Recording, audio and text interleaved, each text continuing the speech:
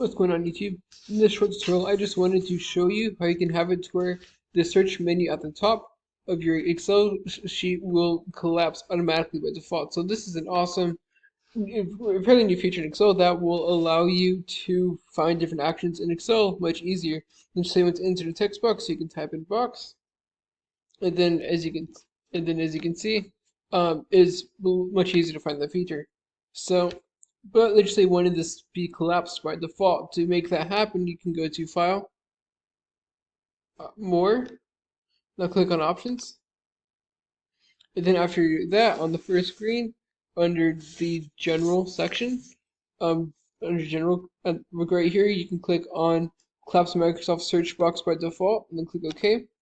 As you can see, now the search box is collapsed by default.